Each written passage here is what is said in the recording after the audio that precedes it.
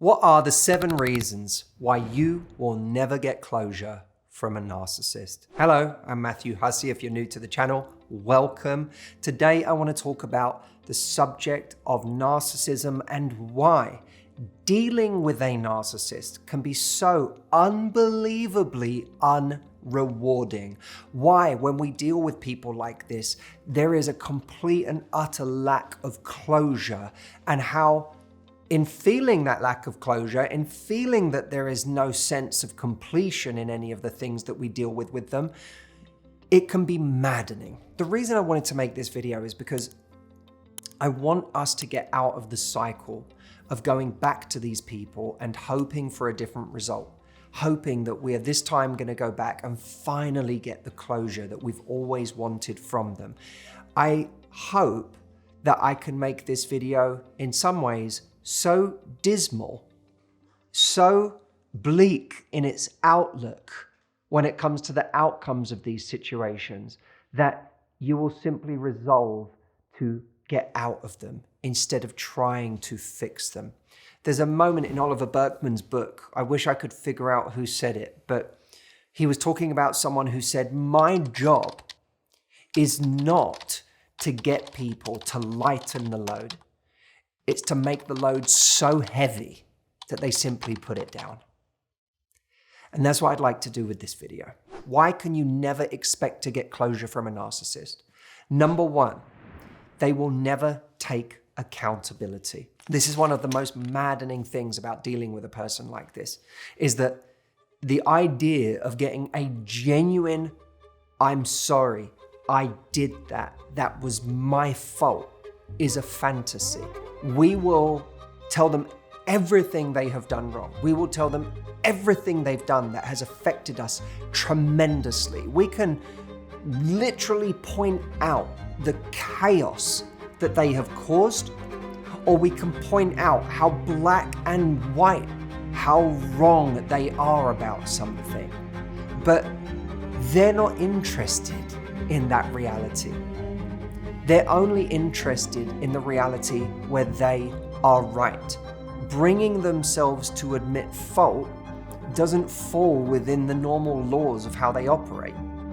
And even if you manage to drag an apology out of someone like this, it will be an incredibly unsatisfying apology. It's the kind of apology where you have been begging and pleading with them to see your point of view, where you have been spelling it out, where you simply won't let them off the hook. And through saying all of this, you maybe get them to the point of such exhaustion, of finally throwing their hands up and saying something like, all right, I'm sorry. Okay, is that what you want to hear? Like, what do you want me to do? That's the kind of apology you get. And you tell me whether that feels like a satisfying apology that gives you closure. The second reason you'll never get closure is because they will never truly empathize with your situation. Because it's not about you. It's always about them. So when you're talking about how something has affected you, it's not just that you won't get an apology, or if you do, you'll get an unsatisfactory apology. It's that you won't even feel like they're remotely connecting with your experience. When you talk to them about what you've been through, they'll deflect, they might put it back on you. They might say that you're being overly sensitive. They might say that you're being dramatic and blowing things out of proportion. They might start talking about their own pain. And, well, you don't know what this has done to me. Because it's not about you. It's about them. One of the greatest gifts in human connection is empathy. Empathy is a miracle. It's like that moment in Inside Out where, Joy goes over to Bing Bong, the imaginary friend, the elephant, and doesn't really show any empathy. She just tries to get him back on his feet and say, it's going to be okay, it's going to be fine. And Bing Bong doesn't feel good hearing that because there's no empathy. But then sadness comes over. And sadness says, that really sucks. That must really hurt. And all of a sudden, Bing Bong starts to feel better because sadness actually sees him. The narcissist will never see you. They will never be able to grant you the miracle of human connection that is empathy. And empathy is the root out of loneliness. The thing that makes empathy a miracle is that it transmutes pain into connection. It turns it into community. It makes us feel like we're no longer alone, which exactly explains why being with the narcissist in any kind of an intimate relationship leaves you feeling so alone.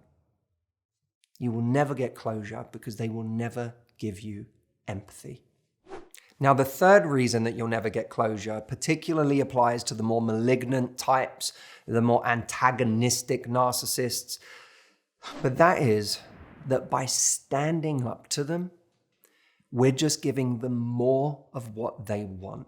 We might have this fantasy of one day standing up to someone and finally telling them how we feel, and that's going to be so rewarding.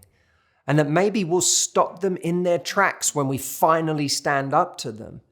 But the truth is, in many cases, by standing up to them, we're just giving them the thing that they want, which is our engagement.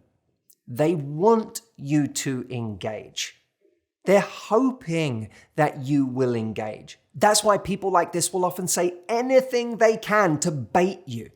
They will try to push your buttons. What's the one thing they know they can say to get under your skin? You giving them that energy isn't received as a standard.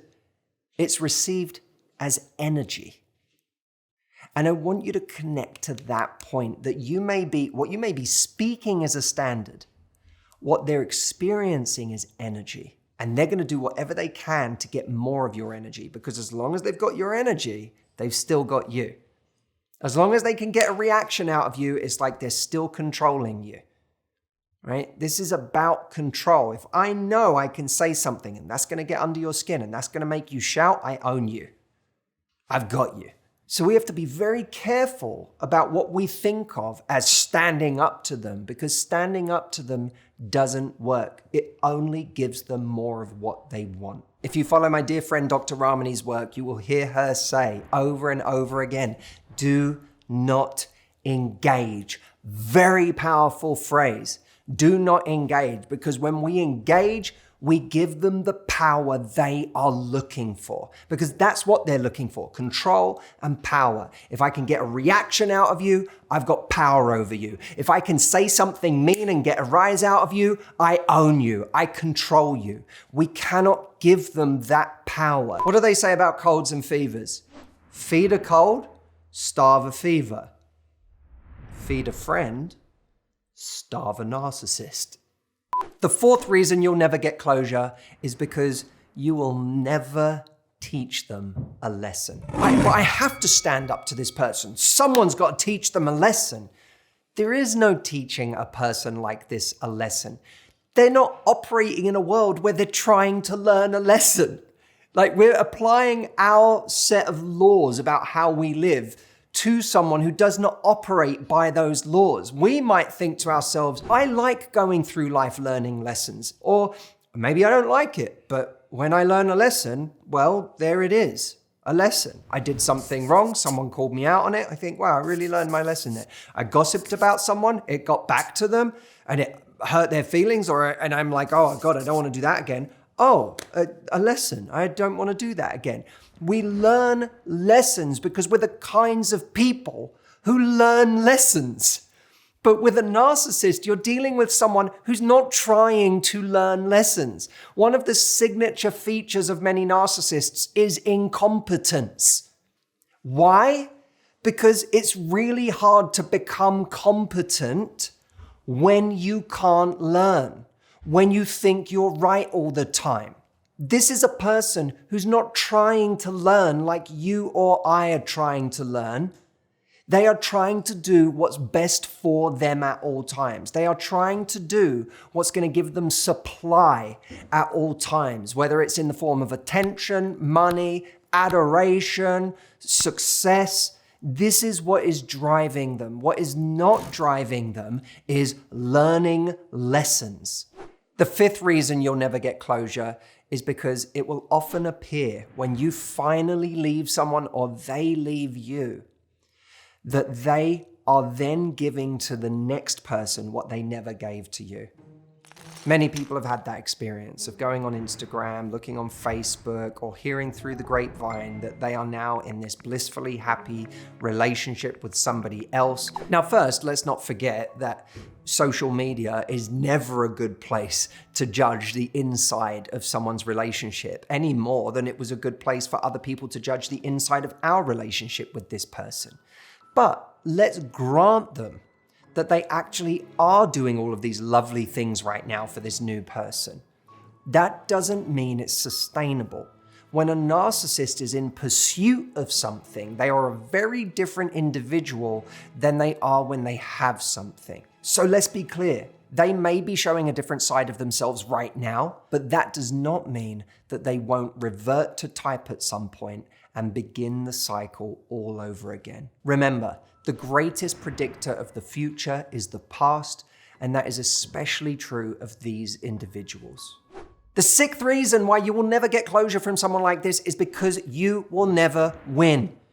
If you do stand up for yourself, if you do take away their power in some way, if you suddenly feel in charge, instead of feeling like you won, they will simply shapeshift.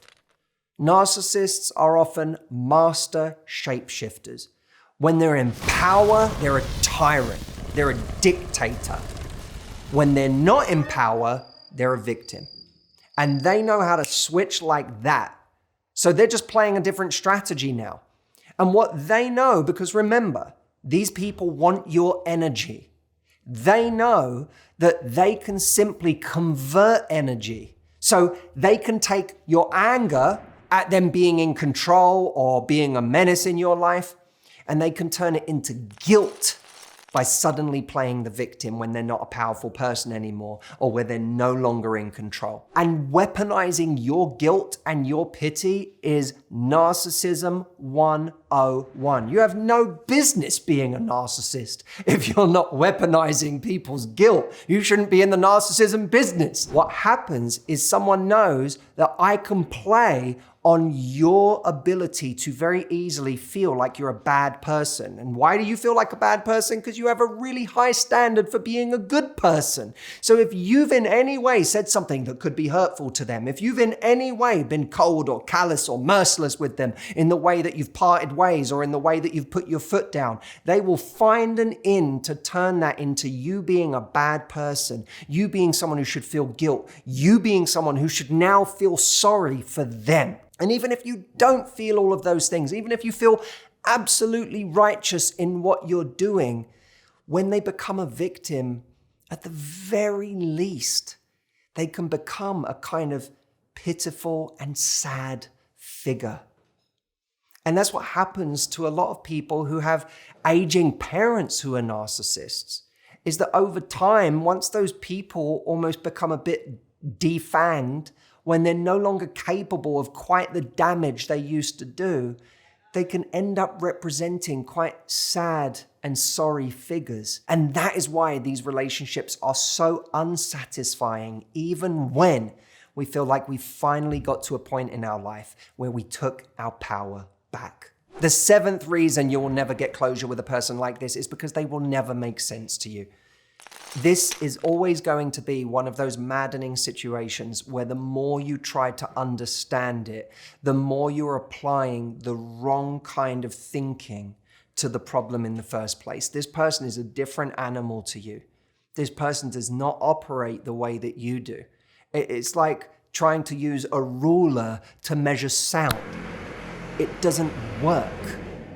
We will never fully understand these people. They will never fully make sense to us because they do not operate the way that we do. And the sooner we understand that, the sooner we can give ourselves the freedom to not have to understand it, to simply accept that they operate in the way that they do. And that is not the kind of person that we can engage with in our life. And by the way, when we disengage from people like this, when we walk away from people like this, and I know you can't always walk away, there are situations where we have to continue to engage on some level, but when we do, we will still feel a sense of injustice that after all the pain someone has caused us, after all the damage they've done, after the utter lack of acknowledgement of all of those things, we're the one that has to be the bigger person. We're the one that has to radically accept the situation. We're the one who has to grow. We're the one who has to be higher frequency and not fight with them, but simply disengage or walk away or make peace with it. That can feel like the ultimate kick in the teeth. Is that my reward for all of your bad behavior is that I have to grow? I have to be the bigger person and that you get to never grow? That can feel so unjust and unsatisfying. But the real closure is not any of the things that we might hope for if they weren't all of these ways that I've just suggested. The real closure is the peace we have found or will find by disengaging with this person. The peace we find in the space between us and them. The peace we find in finally no longer having expectations that this person will never fulfill. And if we're lucky enough, the peace that we will find in walking away from someone like this so that we never have to deal with them again. Remember, peace is closure. I hope you enjoyed this video. If you want to continue the conversation with me, if you want to ask me a question about what you've learned today, there is a place that you can do that right now. Go on over to askmh.com and try Matthew AI. You'll literally be able to text or call me. You'll hear my voice answering your question and you can try it out completely free. And if you enjoy it, take advantage of our Black Friday offering where it is 50% off your first month of unlimited Matthew AI. So make sure you take advantage of that while it's available. You can literally have me coaching you anytime you want, as much as you want. The link again is askmh.com. Thank you so much for watching and I'll see you soon.